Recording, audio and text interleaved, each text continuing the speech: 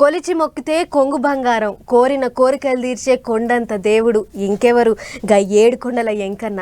అందుకే ఎప్పుడు చూసినా ఏడుకొండల ఎంకన్న సన్నిధి భక్తులతోని కిక్కిరిసిపోతుంటుంది. చల్లగా చూసిండని కొంతమంది, కోరికలు తీర్చిండని కొంతమంది, అడగకుండానే వరాలు ఇచ్చిండని ఈగింతమంది. గిట్ల కోనేటి రాయునికి కొసరి కొసరి కానుకలు సమర్పిస్తుంటారు. పైసల కాడ నుంచి బంగారం దాకా ఎంత అంటే అంత సమర్పిస్తుంటారు. మరిగా అట్లా పోయినాడు ఆ ఎంకన్న ఆదాయం ఎంతనో ఎరికేనా? చూడుర్రి. దేవదేవుడు శ్రీ అప్పతి ఆ కనక మహాలక్ష్మి ఇంటి ఆయనే. మరిగా ఆయనను మించిన శ్రీమంతుడు ఈ లోకంలో ఇంకెవళ్ళుంటారు చెప్పుర్రి. శ్రీవారి వైభోగము అంతింత కాదు.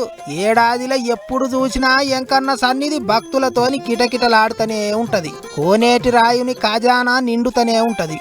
అట్లా శ్రీనివాసుని ఆదాయం ఏటికేడు ఇంతింత పెరుగుకుంటూనే పోతున్నది. కట్టల కొద్ది పైసలు, కిలోల కొద్ది బంగారం జమైతేనే ఉన్నది. పోయినేడు అచ్చరాల 1161 కోట్ల రూపాయలు ఆదాయం వచ్చిందట. బ్యాంకులలో డిపాజిట్ చేసిర్రట టీటీడీ ఆఫీసర్లు. అట్లా ఇక ఇప్పటిదాకా ఏడుకొండల ఎంకన్న పేరిట బ్యాంకులలో ఉన్న డిపాజిట్లు ఎన్నయ్యా అని అంటే ఒకటి కాదు, రెండు కాదు, 18,000 కోట్లకు ఎక్కువనే ఉన్నాయట పైసలు. ఇక బంగారం సొమ్ములకు కూడా తక్కువేం లేదట. పోయినేడు ఒక్క ఏడాదే 1031 కిలోల బంగారం వచ్చిందట. అంత బ్యాంకులల్లో డిపాజిట్ చేసిర్రాట.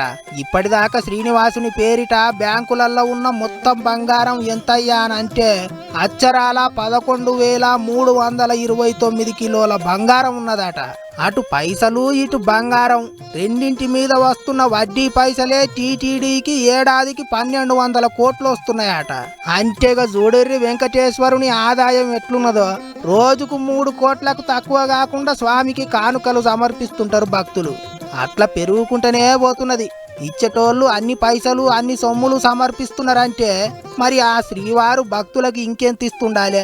అయితే అన్ని వేల కోట్లు అంత బంగారం వస్తున్నా ఆ వెంకన్న కుబేరుని దగ్గర తీసుకున్న అప్పు మాత్రం తీర్తలేదట.